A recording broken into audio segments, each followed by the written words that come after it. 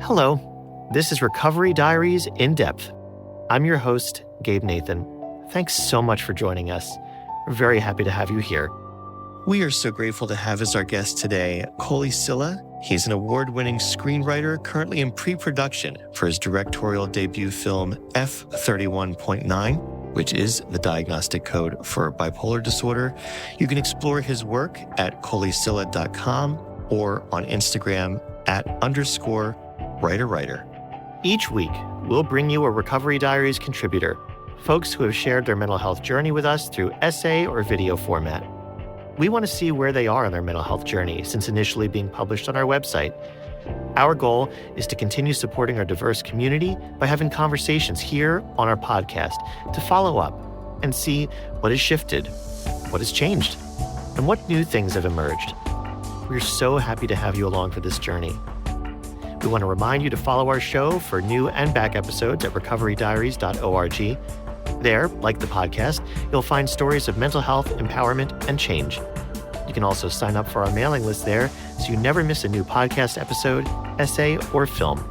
And you can find this podcast pretty much anywhere you get your podcasts. We appreciate your comments and feedback about our show. It helps us improve, make changes, and grow. And of course, make sure to like, share, and subscribe.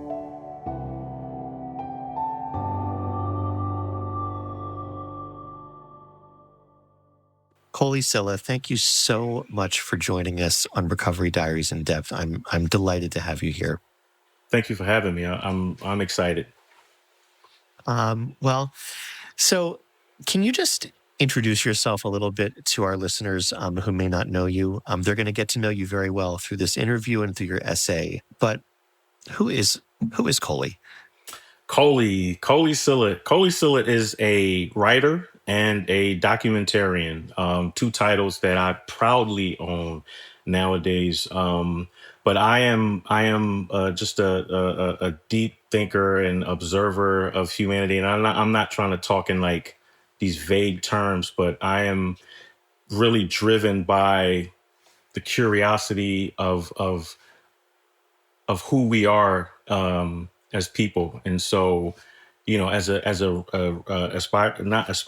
screenwriter with over 20 years of experience, still trying to push the needle forward, and also documentarian, equal amount of time. I currently host and produce a web series called Where I'm From, where I essentially just go throughout different neighborhoods within the city of Philadelphia and interview people on their experiences growing up in their neighborhoods. It's been an amazing experience, and it was an experience that came out of really challenging times. And so I'm rewarded every time I get to sit down with a resident from a different neighborhood within the city and just listen to their story and find myself in their experiences and make that connection.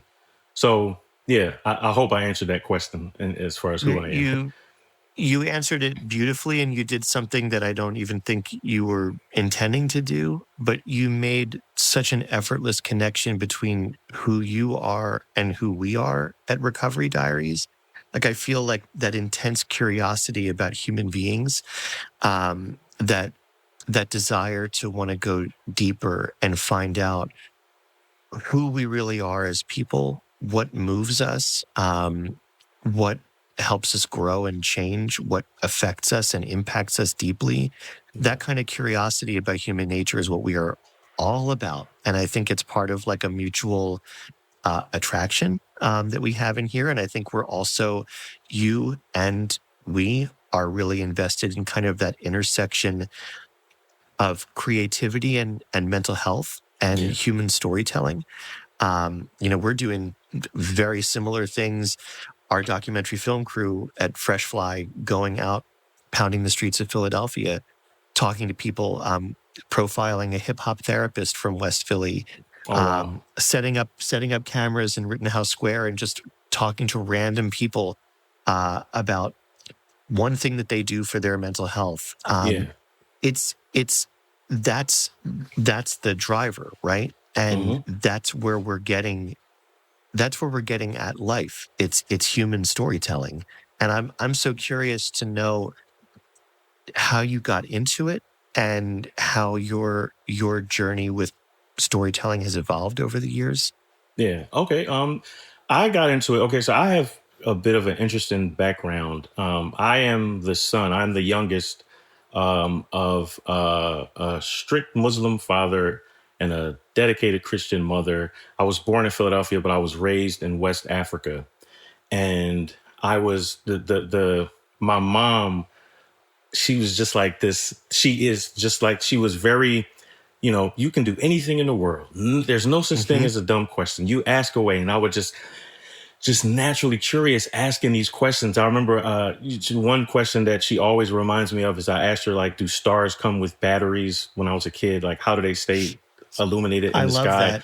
that. And she always remembers that. But I was the kid who would walk around, with Newsweek magazines, Time magazines, and just reading. I remember we had spent the summer I lived in Lomé, Togo, in West Africa, and we had spent the summer in Guinea, which is where my dad is from.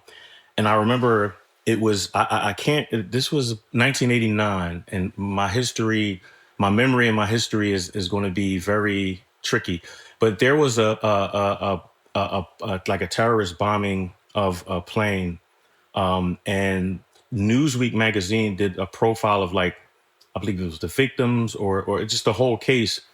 But I remember getting a tape recorder and a radio and reading it like I was a newscaster. And it Hmm. just, I just had so much fun and just seeing how these stories unfold and how they're told. And I just was always a reader. I remember when we came to the United States in the mid 80s, to help with because I had a really challenging time assimilating into Western culture. That's a whole nother episode. But it was traumatic at times, not like traumatic, but it was jarring at times. And my mom introduced me to the writing of a gentleman by the name of Walter Dean Myers, who has since passed away. But he wrote this book called Fast Sam, Cool Clyde, and Stuff, and another book called Won't Know Till I Get There. And it was just these coming of age stories about these kids just dealing with everyday stuff that I was dealing with. And I found myself in those stories. And so once I got into school and realized I was terrible at math, but I excelled with reading and writing, I just kind of went that path. And I always told stories. And so when I got to about, I think I was in 10th or 11th grade, I wanted a video camera because I wanted to direct music videos. I wanted to be a music video director. And I still have the camera. Actually, it's downstairs. My mom bought me a camera for Christmas, and I just started recording everything. And so for me, it's it's how a story starts, where it takes you, how they overcome, and where it not necessarily ends or resolves, but where it winds up. Those are the things that always drive me, and not necessarily like in that linear structure, but those are the things that drive my curiosity. And so when I got to, when I went to college, I graduated with a BA in literature from Westchester University. And I worked as a college prep counselor for a couple of years. And then I had my camera and I'm recording and I'm documenting. And my boss at the time, who was also my mentor, was really encouraging me to pursue this. Like, you got to pursue this. Like, you always have a camera in your hand. And so they did a summer program and he bought me an iMac to edit. I just started doing these documentaries. And so I discovered Emerson College in Boston and I applied to their graduate program and I was accepted. And so I went to Emerson, and that's where it got tricky. And I don't want to, one thing you'll notice about me is I'm a talker. So I have to sometimes Well, rein. you're on a podcast, so Oh that's yeah, what we good. want. That's a good Good. thing. Yeah, that's a good thing. And so it was August 2005 and I got to Emerson College and we were in orientation. And by that time I was dead set on I'm going to first direct music videos and I'm going to do documentaries. My first documentary is going to be about Gordon Parks. My second one is going to be about the Harlem Renaissance. And like I had it all laid out. Yep. And I was, oh God, I don't even remember how old I was. I was a lot older than my peers. A lot of my peers were coming straight out of undergrad, whereas I had been out for 2 or 3 years. And so I was 3 years. And so I was, you know, a little bit older.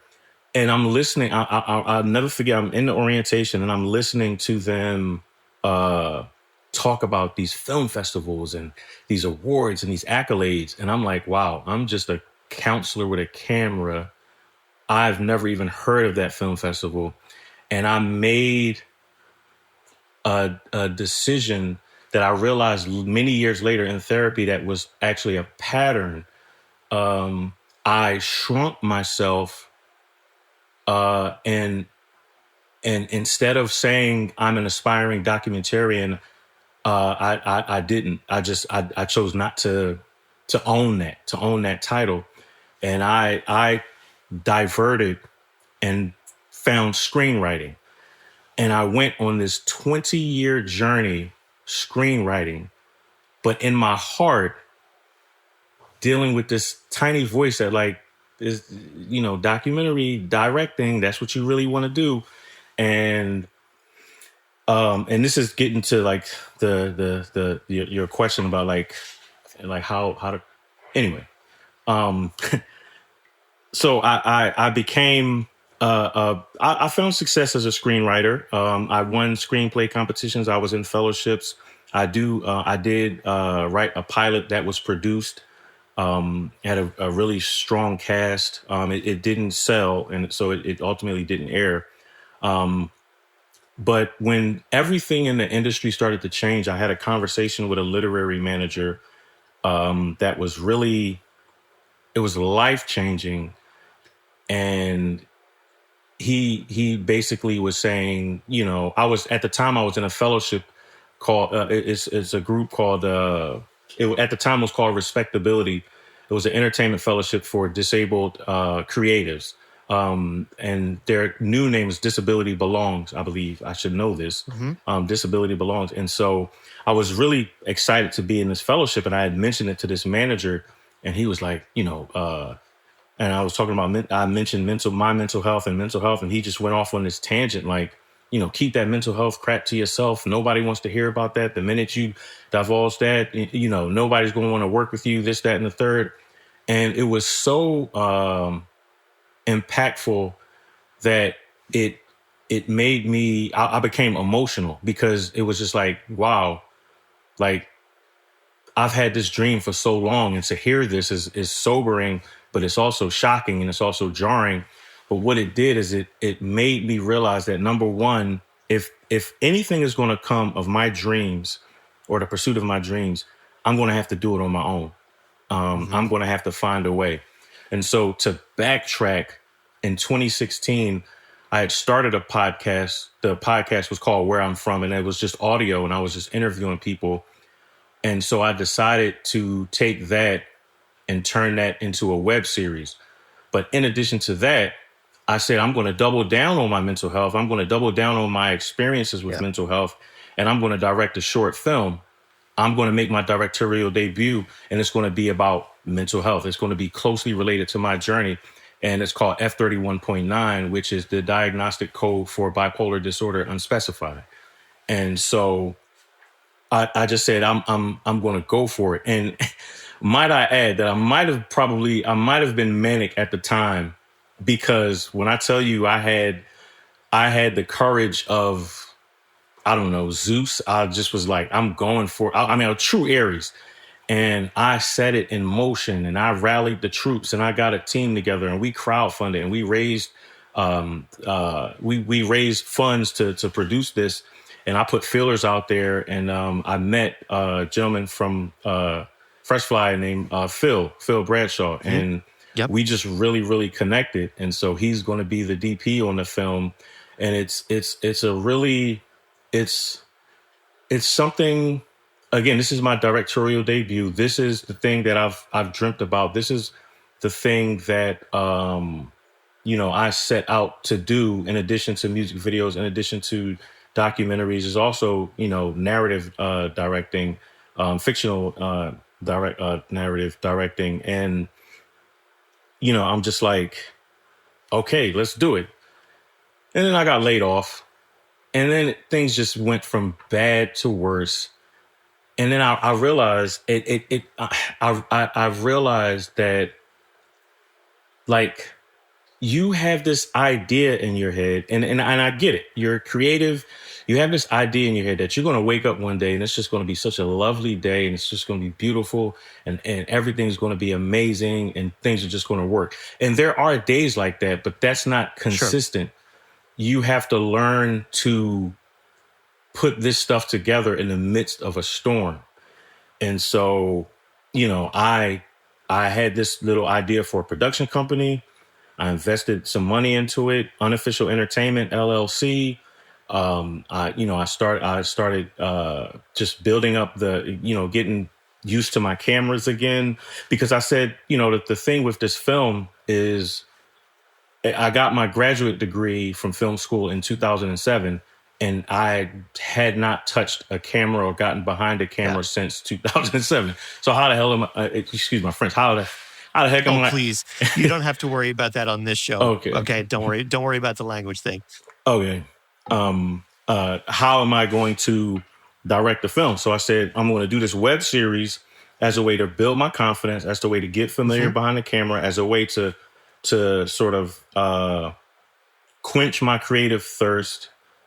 And lo and behold, the web series blows up. I mean, we launched in January 2026, and we became fully monetized on YouTube probably within like 2 months. We're almost at 3,000 subscribers.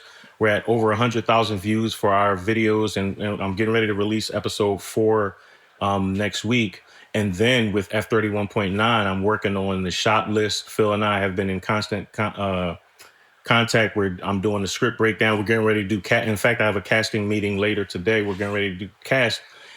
And so I realized, and this is all in the midst of, I mean, you had mentioned it earlier. I lost my aunt. She suffered a stroke. My aunt Reed, she suffered a stroke and later passed away. But it was very painful, because she was the aunt that picked us up from the airport when I moved back to the United States. She was she was just, when you're a kid and you believe people live forever, she was like she's going to live forever. She's just a mover and a shaker. And so to lose her, that was devastating. And I, even as I'm talking, I'm sitting here like, Coli, you're not really, you're doing a great job, but you're not really talking about the mental health lens, the lens in which you see the world. It can add to the conversation, but in experiencing this tremendous loss as someone with bipolar 2 disorder, generalized anxiety disorder, ADHD, all of these diagnoses, it was tremendously difficult to function. And I actually, there were times where I literally would wake up, get my son ready, work with my wife to get my son ready for daycare, come home, check all the automated job sites, see if there's anything worth applying to. And I would just lay there and do nothing with F31.9, do nothing with where I'm from. And just, I could not, I was struggling to get my mind to find hope to do something. And there's a level of depression that, I always say, like I say to my therapist and my psychiatrist all the time, like, oh yeah, I function from depressed. I'm good. I can do that. But there's sometimes life creates situations where the depression is as heavy, as palpable. You literally cannot function. And I was thinking one day, and I said, wait a minute. You need to do a rewrite to F31.9, because this is a new experience for you. And you have to ask yourself, what is F31.9 about? And it's about a conversation. It's about it's sort of this very what's the word I'm looking for? Very, it's like a faux pas for screenwriters. Exposition. It's a very expository look at what a conversation about mental health from an African American perspective looks like, because it's so stigmatized. I mean, even Mhm. to disclose my diagnoses, there's a part of me that's just like, oh my God, what did you just do? What did you just say? Oh, because it's so stigmatized. Because, when I was an undergrad, I had experience with classmates who were bipolar 1, which is a different from bipolar 2. But again, that stigma and that whole mentality that comes with it. And so I sat down and I just stripped everything away from the script, and I rewrote it, and I just kept telling myself, this is about a conversation. This is about what happens when a psychiatrist is sitting across from you and says, based on the diagnostic examinations we've done, I believe that you have bipolar 2. What was that reaction like? How do we capture that? How do we catch the nuances? And I had watched like Silver Linings Playbook and all of these other films that dealt with it, and said, how do I make this my own? And how do I tell this from my lived experiences? And so, that's kind of what I've been working on. But in terms of mental health, ironically enough, like everything I do, ever since I had that conversation with that literary manager, everything I do creatively comes through the lens with a special consideration to mental health, because it's the way in which we have to navigate the world with Mhm. these circumstances. As a Black man, I sometimes that voice in my head, man up, oh, you just weak. Oh, you just lazy. Oh, you just don't do this. All you got to do is just go to the gym, man. Go to the gym. Get with some other brothers. Like all of these things, they're good. They have proven to be effective. But the truth of the matter is, and it's my truth, which I understand that nobody can change, update, or alter. The truth of the matter is that there is and there will be a shift in the way I do things. And the key is to navigate and be able to manage when that shift happens. And so, when I'm in a manic state, I'm not sleeping. I have all of these grand ideas. I'm starting Mhm. 500 things, not being able to stick to one. And then, boom, there's the crash. And it's just like, I Yeah. got nothing. We had F-31.9 was delayed for an entire year because my depression was so bad. Wow. Yeah. Wow. I'm sharing a lot. And that's the idea. And I honestly, Coley, so you've said so many things that are like lighting me up and resonating with me. And I'm just going to touch on a couple of them. Okay. So, like when you were told by that literary manager to keep yourself small, to shut up about your mental illness and your mental health challenges, you pushed back and you refused to do that in a way that was very different from how you reacted in that graduate school program, right? When, Yeah. everyone was talking about these film festivals and this and that, and you were like, shit, I have to keep myself small. And not only just keep myself small, but I have to completely change course and move from directing and documentarianism to screenwriting. I have to do this. I have to go in this direction. And now you're saying, fuck it. And see, there's the language thing. I'm the worst offender on this show. You will never be able to compete with my mouth.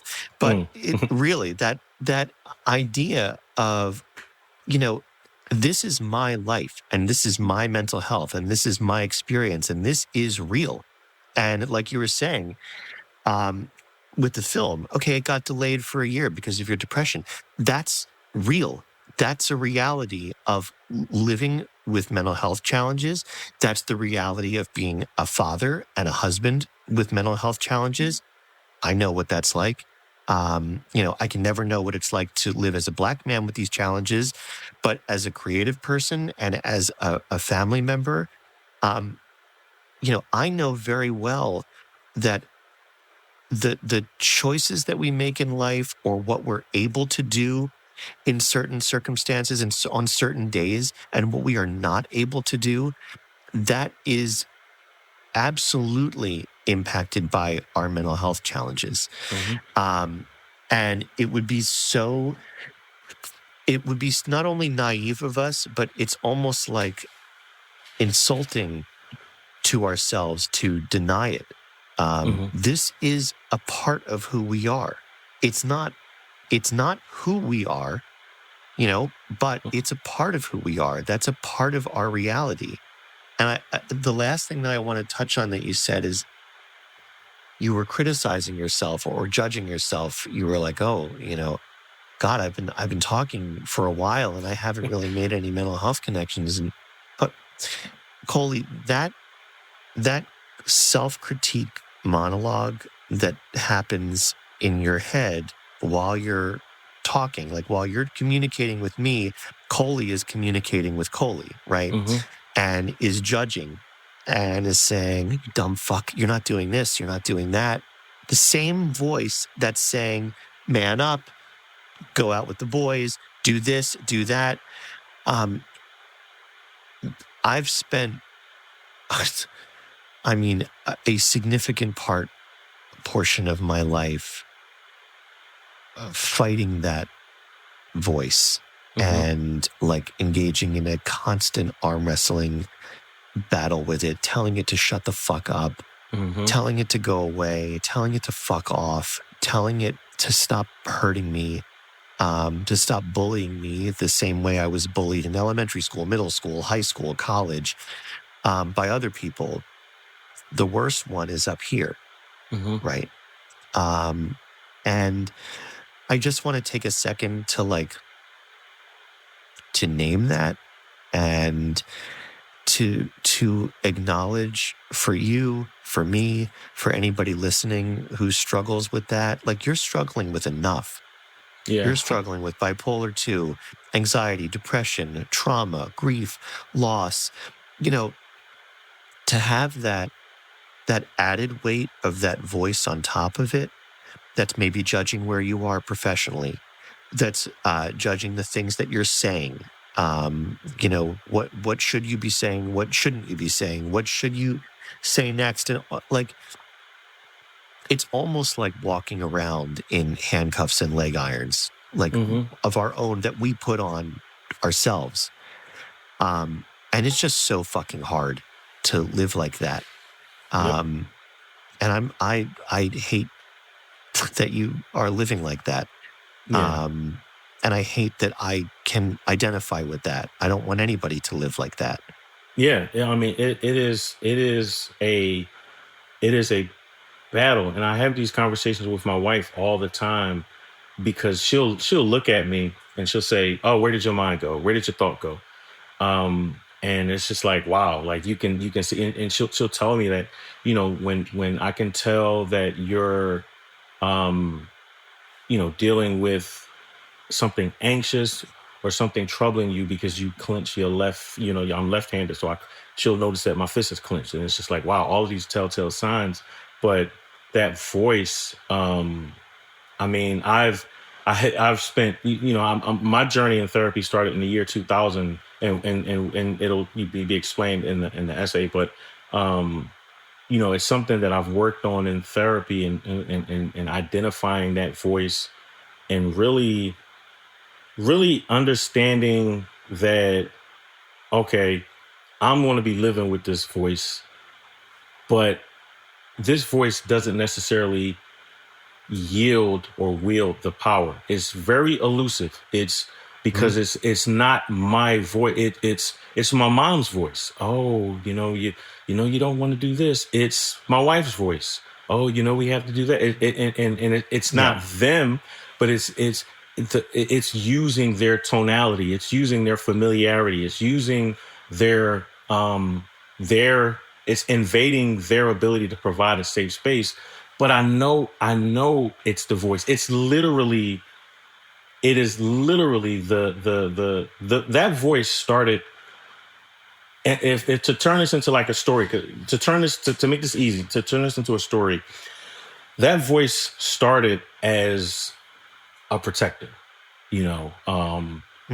you're a kid. You've experienced these very traumatic things that should not happen to kids.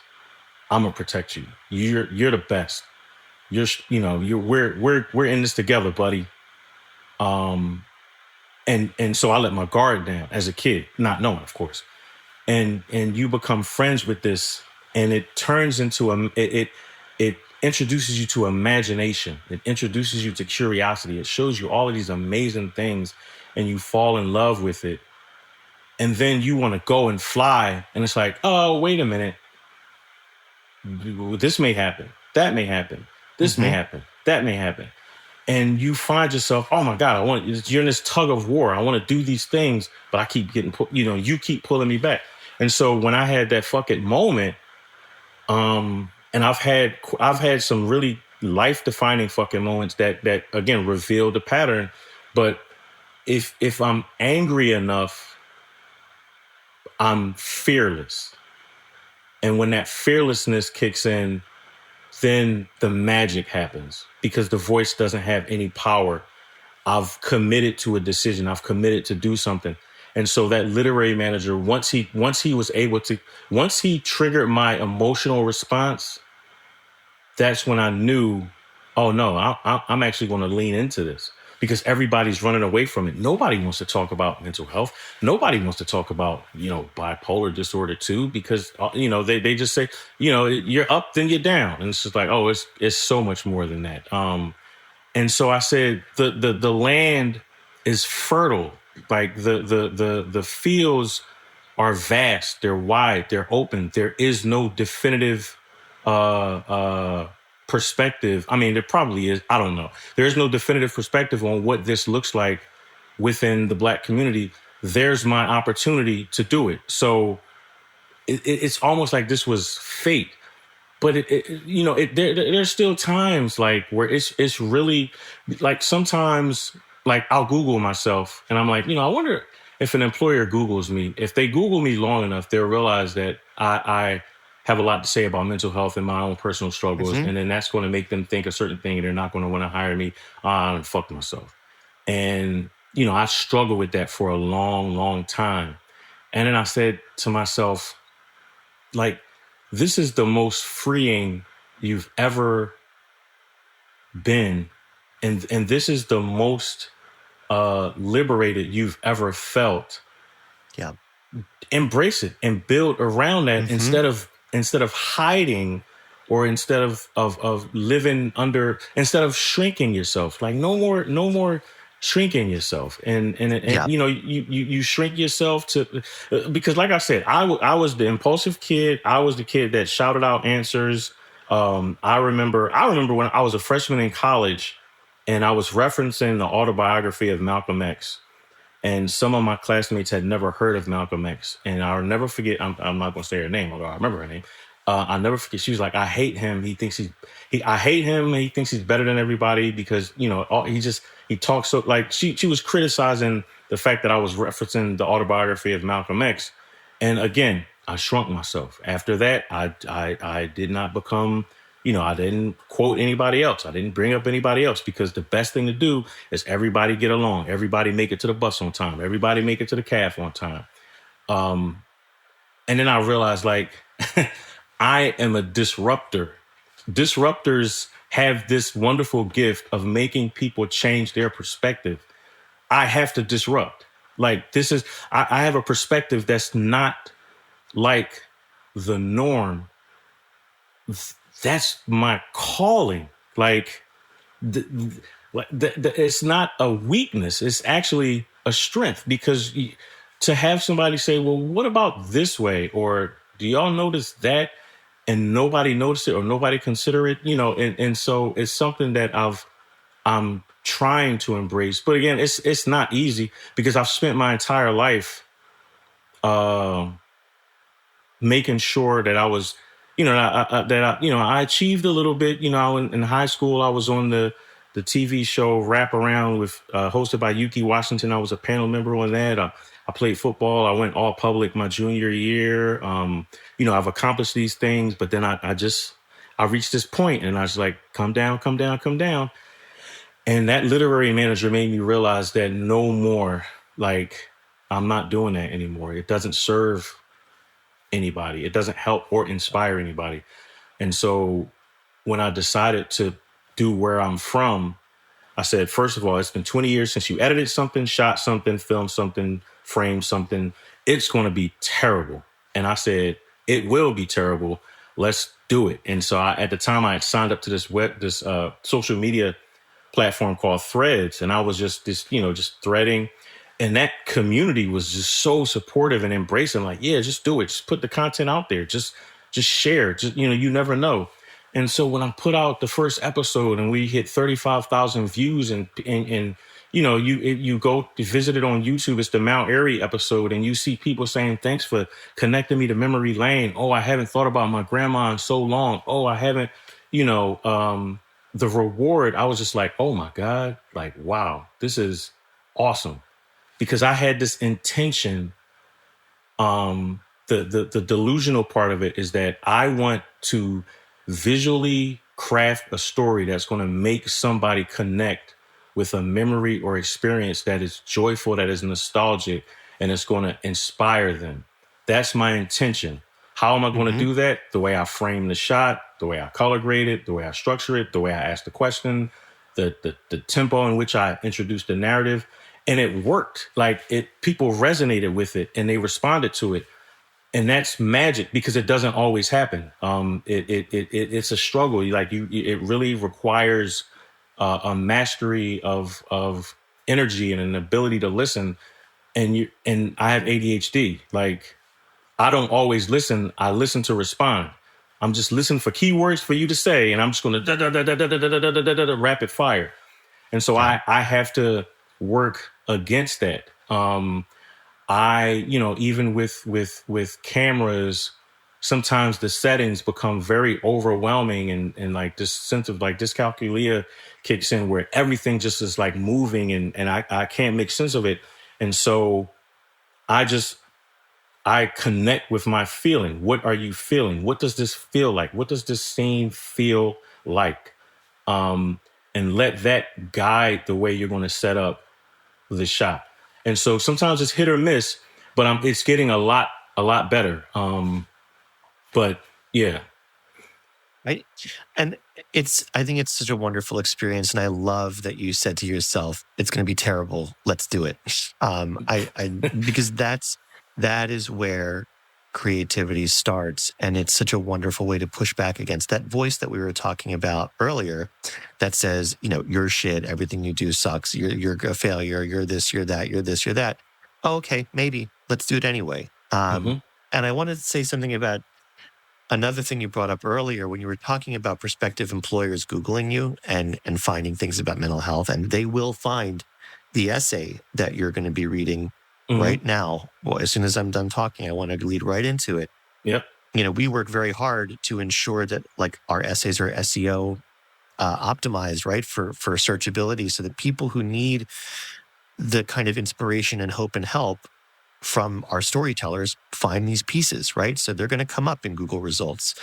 And that's very important to us. And it's part of a dilemma that we have at Recovery Diaries, that we are asking so much of our writers. We're asking you to be vulnerable. We're asking you to put your full and real name on your essays.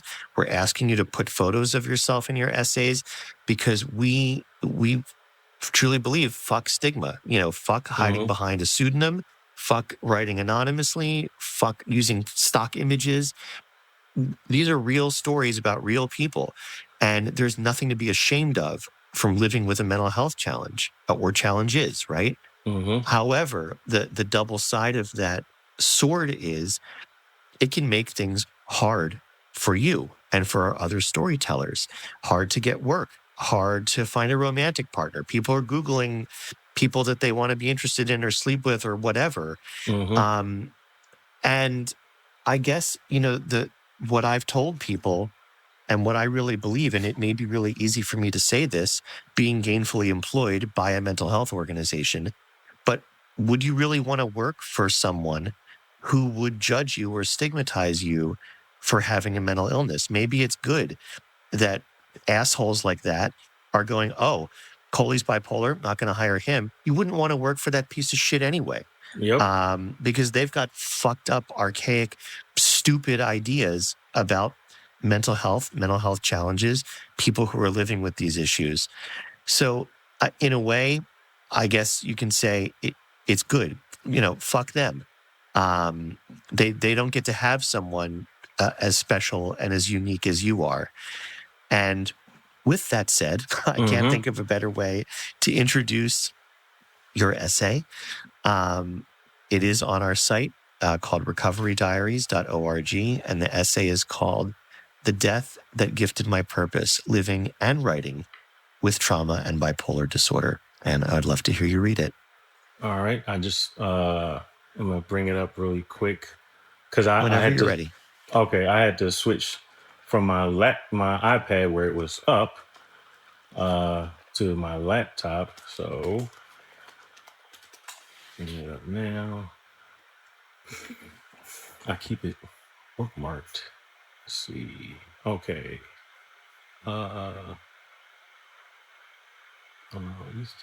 Okay. All right. So I'm going to start now. You ready? Okay. Yeah. All right. Go ahead. When you ride in an ambulance at top speed with the lights flashing, everything moves in slow motion. The red and yellow hues give off a strobe effect that offers a strange sense of calm in what is likely the most distressing time of one's life. It was for me. It's a memory I can't seem to shake, or perhaps one I can't let go. I'm empathetic to the core. I'm highly sensitive, and that has served me well as a screenwriter, crafting human characters inspired by Rafael Alvarez, writer of the legendary HBO series The Wire, who demanded that my characters must be flesh and blood. I can't speak for anyone else who was present that night, but for 25 years I have been awakened out of my sleep at roughly 3 a.m., as if the universe was keeping me on a cruel schedule. I've tried a host of prescription medications and off-label meds for sleep, but for the life of me, I cannot shake the 3 a.m. visit. I call it a visit not because his spirit haunts me. I call it a visit because of the scars it reminds me that I carry. Scars that, no matter how hard I've tried, I can't seem to shake or let go. It's oftentimes worrisome, but truth be told, it's all I have left of him. And scary or not, maybe I don't want to let him go. My identity as a writer through the prism of my mental health is the culmination of events that led me to a series of diagnoses throughout the 2000s that I continue to struggle with to this day. PTSD and depression were the first, born out of the horrific events of 11/26/2000 when Troy died. When I tried so desperately to hold him upright, to find a pulse, not knowing my adrenaline was causing me to mistake my pulse for his. When he died, it was cold. We were in a residential quad shooting hoops for no real reason other than boredom. The deceased was Troy Elliott Clavon, a hulking 21-year-old who had taken a shot from the free throw line and collapsed. He was both wildly intelligent and unapologetically belligerent. Troy was my first roommate in college. He was one of the most interesting human beings I had ever met. He was a history major with a focus on teaching. Despite his loud and often vulgar presence, he was loved by all simply because it was nearly impossible to find Troy in a bad mood. He always had a smile and a nugget of knowledge. Once we became closer friends, Troy officially nicknamed me Grizz since he considered me a big teddy bear. I rode with him in the ambulance to Chester County Hospital as he lay dying on the gurney. It was his death that shifted my entire identity and way of life. When the university offered grief counseling, I took advantage and was referred to a therapist who was better equipped to handle victims of traumatic experiences. In 2000, I began the process of unpacking the struggles I began to endure emotionally and physically. I didn't know who I was other than angry and withdrawn. I knew nothing about PTSD and anxiety disorder, but it ruled me through and through, and it seemed like the older I got, the worse it became. I was afraid to let anyone get close to me, and I was afraid to get close to anyone else for that matter. I felt a lack of hope, and there was no social event, nor no material item or relationship that could fill the void that was in me. I was longing for purpose. And then I got my hands on the pilot script for NBC Universal series 30 Rock. I hated it. I thought to myself, I could write something funnier than that. Kenshi Ragsdale, my boss at NBC Universal, who later became a friend, told me if I thought I could write a better pilot, then do it. I did. And I was able to get Terrence Carter, who was able to get me a critique from one of the writers of the series. They saw the potential. I gave it to a Facebook friend to read, Issa Rae. She thought it was funny as hell. With the help of an associate, my 30 Rock spec led me to my first professional writing credit, a single-camera workplace comedy called Big Boy's Neighborhood, a show loosely based on the syndicated radio show of the same name. It featured a cast of notable actors and radio personalities. The pilot was produced right around the time I began to experience hypomanic episodes. I'd go days without sleep, toiling over my computer, writing away but withering away at the same time. In a hypomanic state, everything is possible. The overwhelming feeling of creative energy is powerful. I'd ride the high of mania, making sure to get everything down on paper and set the next goal. The dark side of this experience is the crash that inevitably comes when the surge dies and the motivation dissolves. I found myself exhausted and depressed. That was 2010, and by 2013, depression and ADHD had pretty much burned me out, and I blew through my Big Boy's Neighborhood pay, forcing me to return to Philadelphia penniless, wearing the flawed armor of failure. I still had a poor understanding of my mental health and the pendulum of emotions I experienced swinging from the highs of mania to the lows of depression. A funny thing happened in preparation to leave LA. I decided to write a drama and pass the completed draft around my network. And by 2016, a producer got the script and saw its potential. He asked me if I wanted to develop it with him, and roughly a year later, he took me to HBO and Showtime to pitch. The pilot, Porter, would later go on to win grand prize in a popular screenwriting contest, netting a $5,000 payday. I'd later go on to sign a deal to get it sold, and to this day, the script serves as one of the strongest scripts in my portfolio. I've since completed the 2024 Respectability Entertainment Career Labs, now known as Disability Belongs, a fellowship for disabled writers, directors, and individuals working in entertainment. I've been published. I've done an uncredited punch-up of a film that landed on Netflix, and I was brought on to pen 2 romantic comedies for one of Kevin Hart's Plastic Cup Boys. My career as a screenwriter flourished when I left LA and committed to psychotherapy and medication management. I'm a husband, a father, a brother, an uncle, and cousin, and every single day I intentionally follow a balanced regimen of medication, weekly therapy, monthly psychiatric check-ins, and of course, writing. My writing has become prolific. I've had deals that didn't necessarily pan out, but it got me general meetings and referrals to agents and managers. My name may not yet be surrounded by lights, but what my mental health journey did give me was the realization that in order for me to heal and maintain, I had to be willing to be vulnerable, to stand and accept my triumphs and my limitations and figure out what to do with that currency. I'm delighted to say that after 20 years, I got up the courage to direct a short film that I wrote. The film, entitled F31.9, The Diagnostic Code for Bipolar Disorder Unspecified, serves as a loose interpretation of my coming to grips with that diagnosis when it happened to me. After all, it was the most life-changing diagnosis I had ever experienced. This film has been the most difficult and rewarding leg of my journey because of the fears and apprehensions that I endured daily during the pre-production phase. The challenge for me is to present to you a visual representation of what the bipolar journey is like. I must avoid cliche characters and dialogue and demand that they be flesh and blood. I must create a through line that will resonate with audiences who may be suffering in silence, and I must do this in just under 20 minutes. I am the source material. Every shift in mood, spike in personality, and retreat in fear is fuel for the film, and I must utilize all that is within my reach to tell this story, to put visuals to my journey. One morning, when 3 a.m. hits, I'll close my eyes and mourn Troy, but also thank him for inspiring me to bring about change and destroy the stigma behind bipolar disorder, particularly how it is viewed in the African American community. Maybe, just maybe, I was meant to incubate in fear for 20 years while perfecting my craft as a screenwriter, only to emerge and direct a narrative with the potential of touching so many lives. Wow. I wrote that. Thank you so much for reading that essay. It's really beautiful. Yep. And thank you. I'm curious, what was it like going back to that piece? What were some feelings that came up for you reading that and re-experiencing it? It was almost like a new discovery. It's so weird because I had like prior to this, I had it in my mind, like, oh, it was written this way. This is what I said. This is what I said. This is what I said. Then I'm reading it. I'm like, oh wait, I said that too.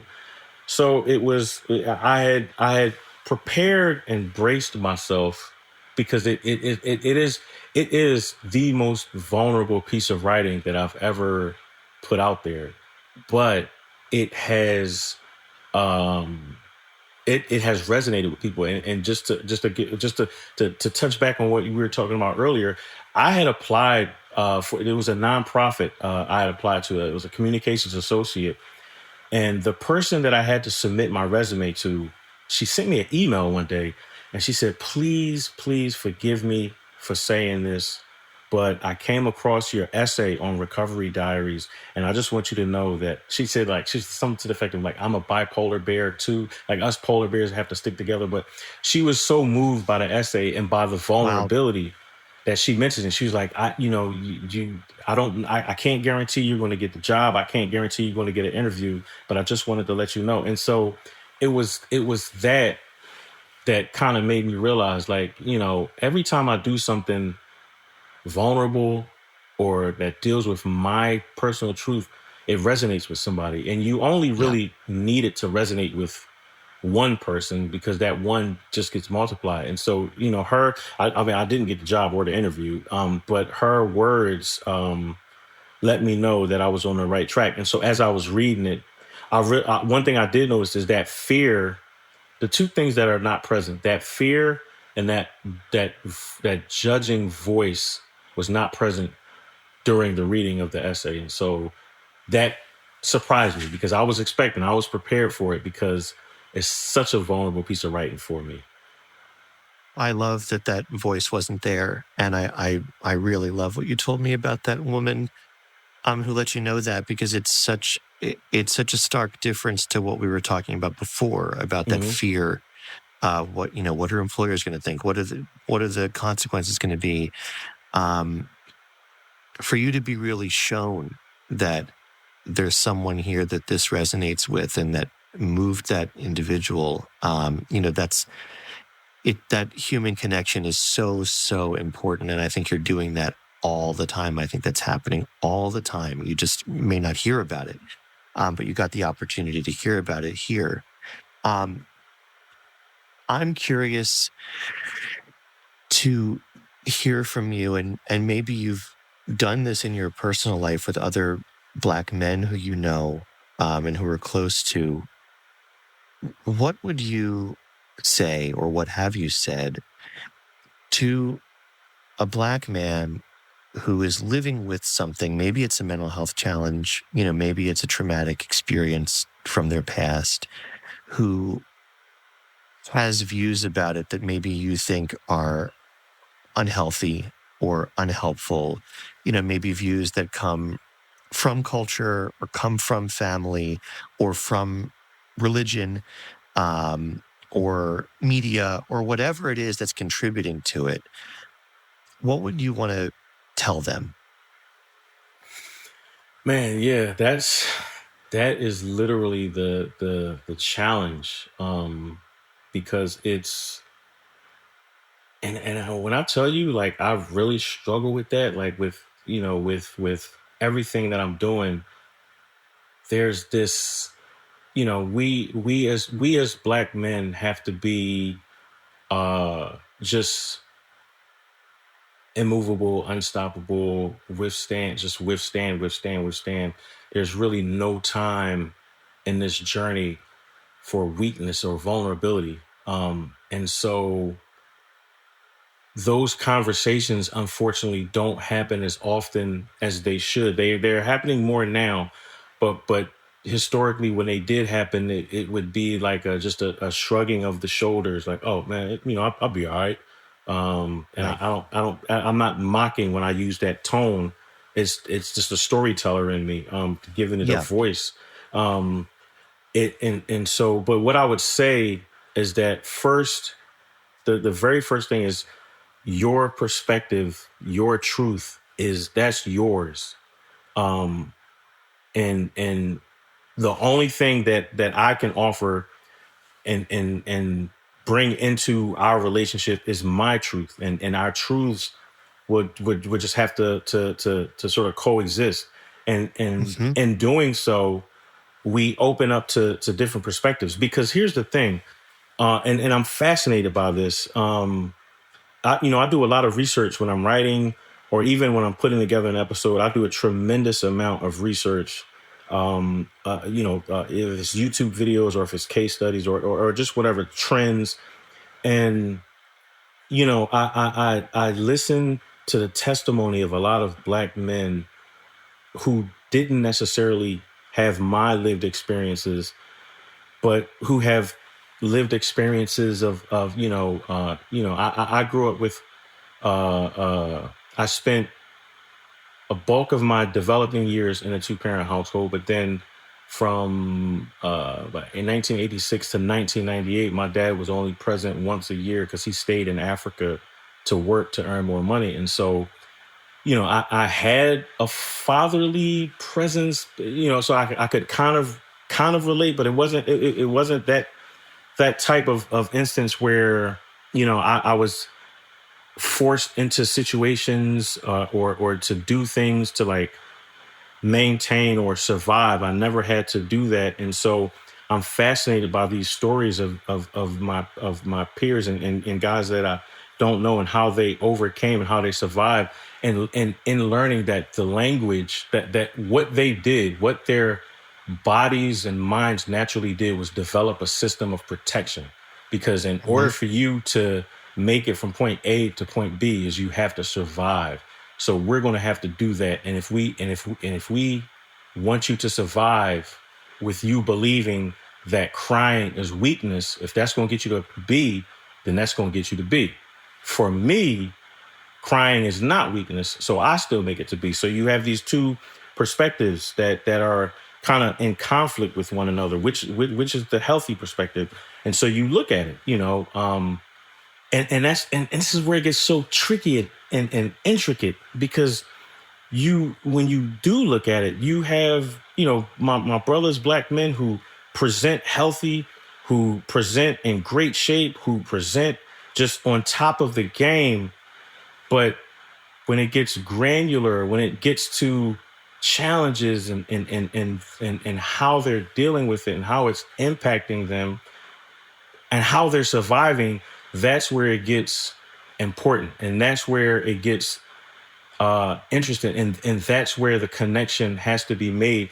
And an example, for I'm always fascinated, there's this account on YouTube called Soft White Underbelly, and I'm always fascinated by these the testimony of people who have struggled with, like, addiction and trauma, and it reveals just how powerful our will and ability to survive is. And the tragedy is that we're surviving in unhealthy ways. So, like, I don't have the answers to addiction or anything like that. And so and I don't want to get off too much on a tangent. I'll get back to the question of what I would say is I would say, again, your perspective, your truth is yours. I would never take that away from you. The only thing that I ask is to, allow space, hold space for my truth, and let our perspectives, evolve within this friendship. And, it has happened. But again, when I first started, around COVID is when COVID really held up a mirror to how I manage my mental health. There's this term that people use called crashing out. And it's like I crashed out just because it was so isolating.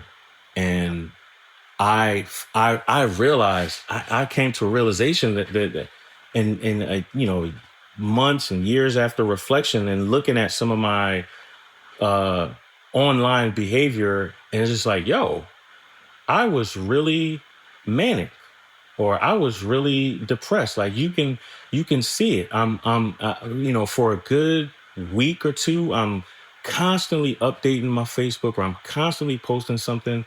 I'm constantly sharing or giving a perspective that's not really rooted in anything or connected in anything, very in the moment, which is, typical online behavior. But it was just very interesting to step back and see that. And so I remember disclosing my mental health conditions to certain friends who were Black men. And again, the common response was just like, almost like, to paraphrase, was just like, oh, all right, or you be all right. Oh, all right, I get it. It's just a conversation that nobody wants to have. It really is. And it's, and again, that's why I'm doing F31.9, because I want to provide the framework for this conversation. And I'm 47-year-old now. I'm married. I'm a father. So my context is within a relationship. What does that look like within a relationship for a man and a woman, or whatever your sexual preference is? You're in a relationship. What does that look like when one person is diagnosed with a devastating, and I don't say devastating to say, oh, it's fucked up. Your life is fucked. I don't mean it like that. When I say devastating, I mean it's life changing because of the amount of work that is required to manage it, and then the amount of stigma required to manage it. And so I just was just like, I have to find a way to do this and find a way to tell this story within the context of a relationship. And I've, prior to meeting my wife, I was in a previous relationship. I was given, and this is you're going to laugh when I tell you this, but I was given a week to get over depression. I was given a week. I was told, this is something I just drink water. Like literally, this was the logic. Just drink water and you can knock this out in a week. Like just get your spirits up, and that is one of the wildest, to this day, I laugh about it now because it's just like, oh, wow, a week to get over depression. But like, I get why people, have that perspective. But here's the thing. It's just like, if you ask yourself, because the danger in that is that you could be convinced that 1 week can cure depression and drinking water, and then you start to mania is the only place where I'd come into that mind, that line of thinking where you think that you're actually cured by drinking water, and after a week, no more depression. Like that's dangerous thinking, and you have to look at this diagnosis, and you have to consider, as a Black man, I have so much more context to consider. What does this diagnosis? Where does this fit within the social construct of my identity? Is this the white man's diagnosis? Is this a European diagnosis being put down? Like at the end of the day, is there something genuinely going on with my mental health, with the way I navigate this world? And for me, that answer is without a doubt, yes. Because here's the thing. Is it quote unquote normal? Is it normal to get an idea? Okay, I'm going, and this happened. This is the first iteration. This was when I noticed that I was hypomanic. I want to shoot a movie. I'm going to shoot a movie. I'm going to get all these credit cards. I'm going to buy all these cameras. I'm going to buy a jib. I'm going to buy a gimbal. I'm going to buy all these lenses. I'm going to buy all of this stuff. I'm going to cast this film. And I'm literally doing this. I'm going to meet these people and I'm going to do this film. And then the crash happens. And I'm like, oh my God, I have taken on so much debt. I have all this camera equipment. What the hell am I going to do? And so you turn and you act like it never happened, and then you keep going. And that's the danger. Like you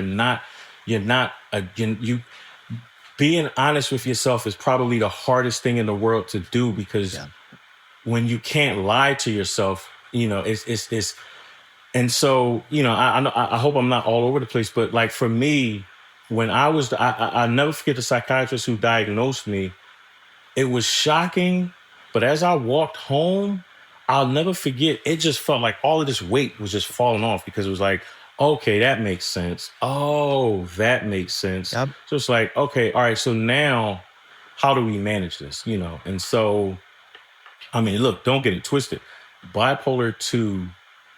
Oh my God, when I tell you it sucks, like this shit is the worst. And when I say the worst, it's like you're capable of feeling joy. You're capable of feeling happiness. You're capable of being content in certain situations, but you just can't connect with it. You don't feel it.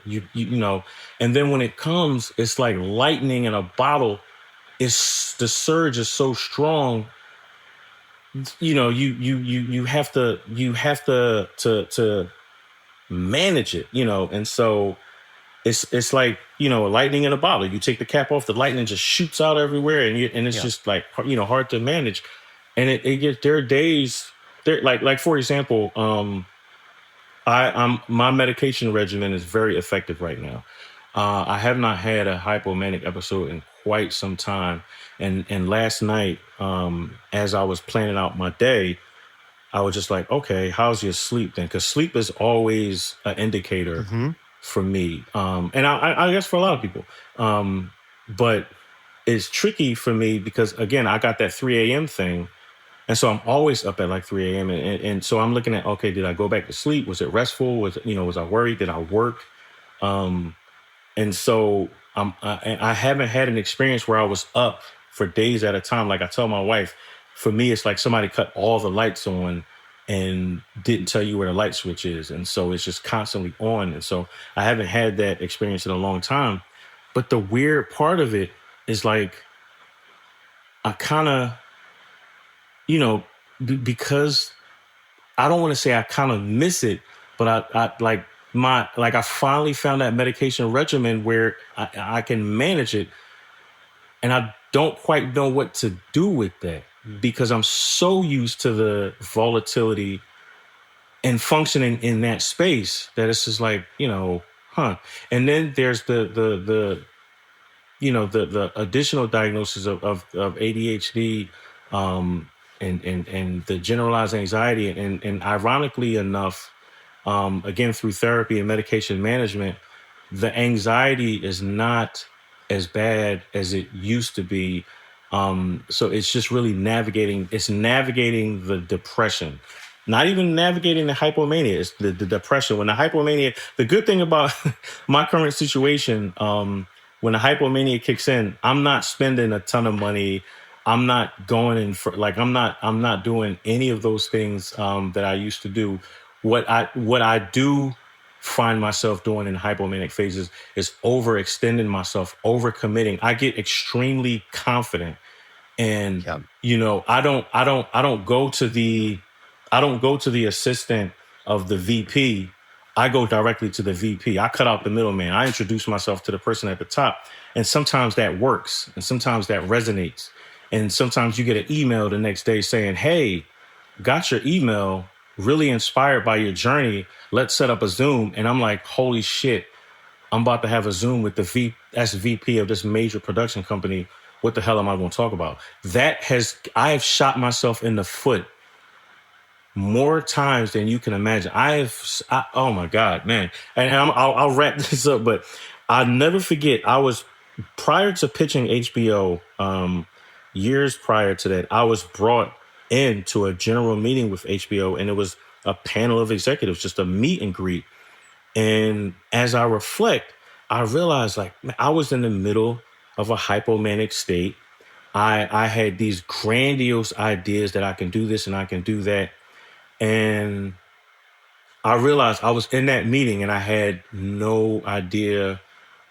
I was just unprepared. And that's my mental illness, uncontrolled, unmanaged, sabotaged my career, not in a negative, well, not in a way that it slowed down my trajectory and it altered my trajectory, but it gave me such profound understanding that, like, I want to be able to help those who are coming up in that same direction. Like, I want to be like, oh, like, don't email the SVP with your great idea. You'll get there. Let me explain. Let's do this a better way, because, like I said, it's something I still struggle with. Like, I still, when I started where I'm from, I'm like, okay, I want to, with these sponsors and these different brands, and I'll pitch a brand, I'll pitch a sponsorship. Unfortunately, I'm a kind of a good writer, and so I can sell myself really well via writing, and they respond, and I have to be prepared for that. And sometimes, more often than not, I'm not prepared for it, because it's just it's just an impulse. It's just this idea that I can do anything in the world. And then when somebody says, "Okay, do this thing," and it's like, "Oh shit!" I mean, yeah, like, even with where I'm from and the quality of the edits or the quality of the video, I'm just like, how do I explain my perspective to a brand? Like, I don't shoot these uniform, succinct, visually, like, I don't shoot these systematic, formulaic videos. Like, how do I sell that to a brand? How do I present that to a brand? It's imperfect. It's not, it's very free flowing. So, these are questions that I'll discover over time. But, the purpose is not for brand sponsorships. Brand sponsorship is just for survival. But the purpose is, again, to make that nostalgic connection with people, because more often than not, somebody's dealing with something in their mind. They're in a battle that they don't have the language to fight. That's what you're doing. And that is what you're doing through your film. That is what you're doing to this essay. That's what you're doing to the web series. That's what you're doing with this interview. And when you were talking about, the response of other Black men, like, "Oh, you'll be all right." "Oh, okay, now I get it." They're not having the conversation sometimes because the language isn't there, the framework isn't there. They may want to have the conversation, but how to do it, it's absent. And I think that it's people like you and the work that you're doing and the vulnerability that you're extending, you're helping give people that language. And I am so grateful to you for doing that and for making creative work that starts those conversations. And I'm very grateful to you for being here with me today on the show and for being a part of our community. Oh God, thank you. Yeah, thank you for having me. Thank you for the opportunity. I'm really glad Phil introduced me. because it's been life changing.